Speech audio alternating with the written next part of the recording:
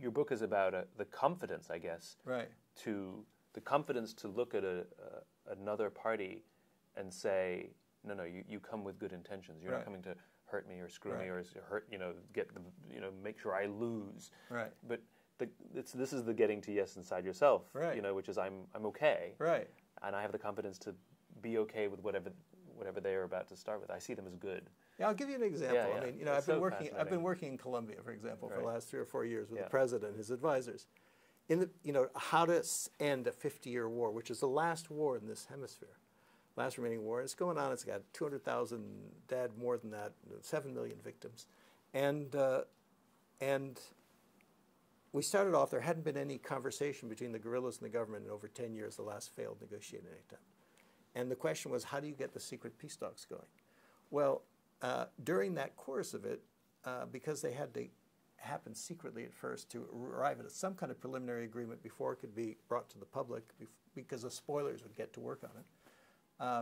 So a colleague of ours, whose name was Jaime, he was tasked with renting a private helicopter, flying out in the middle of the jungle and picking up a guerrilla commander to extract them from the jungle, to bring them to Havana to start talks with. So Jaime rents a helicopter, whatever. The Red Cross gets in. They don't even know the coordinates, because no one is to know where this headquarters is, because otherwise the military would attack it. Anyway, the coordinates are given to the helicopter pilot. They fly about 20 minutes into the forest. They land in the middle of a jungle clearing. No one there. And then suddenly, slowly emerging, come hundreds of AK-47 carrying, insurgents, guerrillas, all aimed at the helicopter. Put yourself in the shoes of Jaime. The world looks very unfriendly at that moment, right? He had the presence of mind to decide, wait a minute, what am I doing in this helicopter? I'm very uncomfortable in the helicopter. The helicopter's not going to stop the bullets, whatever. I might as well get out of the helicopter. So he opens the door of the helicopter, gets out, strides up to the person that he recognizes as the commander and says, "Señor Comandante, I am now placing you under the personal protection of the president." In other words, he reframed. That's one of the great powers in negotiation. He was able to reframe that situation. Yeah. Comandante looked a little startled, but he kind of got the point. And, because some of the guerrillas were saying, hey, this is a trick. You don't do it. You're never going to come back, whatever. But he sort of swallowed. He talked about courage. He gathered his courage, whatever it was, and he got into the helicopter, and they flew off, and the peace talks began. I asked Jaime, why? How could you do that? How did you have that presence of mind? What gave it to you? It was that he had done some internal work already inside himself, where he, basically he had this faith somehow that things would work out. He had a belief that life somehow was on his side, and because of that, he was able to see the commander as his partner rather than as his enemy, which then changed the situation. And so there's so much that's amorphous in a negotiation.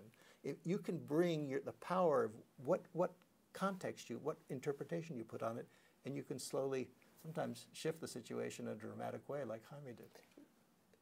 I know for myself that that's a hard thing to do. Yeah. And it's not just a switch. I can't just be, and so are there some exercises, some daily exercises, or how does one practice getting to the point of getting to yes with oneself? Like, I mean, is it literally just like you find?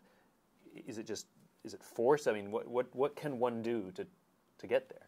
I mean, how do I get there? Yeah, well, first of all, recognizing it's not always so easy. This is a lifelong practice. It's like any sport. It's like a sport. You don't become a champion in a moment. But if you can work at it every day, and we have the chance every day to work at it.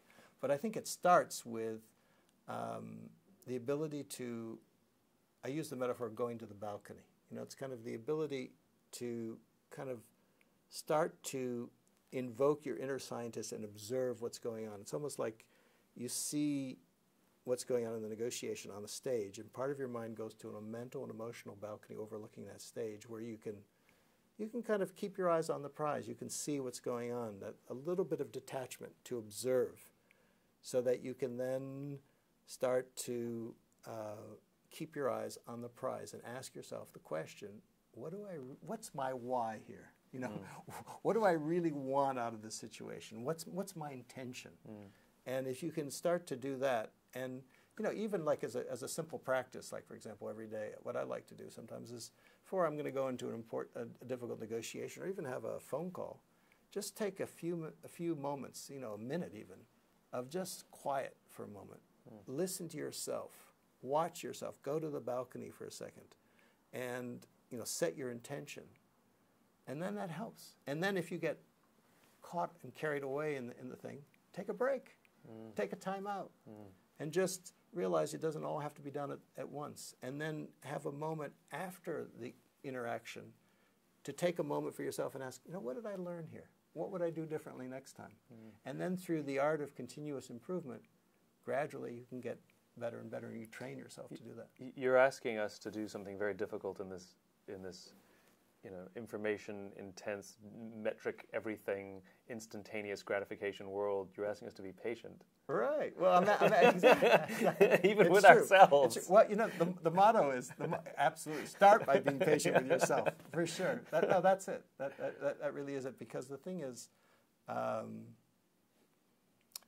the motto in negotiation is if you want to go fast, and all the pressure on these days is to go fast and fast. If you want to go fast, you have to go slow. Because human minds don't change in a second. And so if you can slow down to where that human mind is, then you have a chance to bring them much faster. If you go really fast, there's a resistance, they shut down, and then it's going to take a lot longer.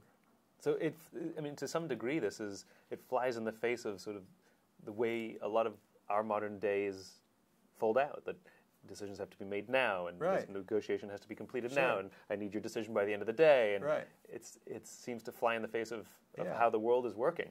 Well, yeah, but it's kind of like, you know, like there's the slow food movement, and you know, you were just in Italy, you know, the slow food movement's active there. I ate and it made me slow. That's the slow. But it's, but just, you know, the thing is that this is the paradox, is that if you want to go fast, you have. It's almost like, you know, like tennis players. You know, they slow down the motion, and that's how they're so good, because they're on the balcony. They're in the zone. You know, it's in tennis it's called the zone. You know, they're in the zone. They're in that place of presence and power and satisfaction. And the same thing is in negotiation. You know, we've got high stakes situations. You want to be in that zone, and what my book suggests is a kind of some simple, you know, almost like common sense but uncommon sense methods for training yourself to be in the zone, so that you're at your highest state of peak performance when it comes to dealing in the tough situations we have to deal with every day.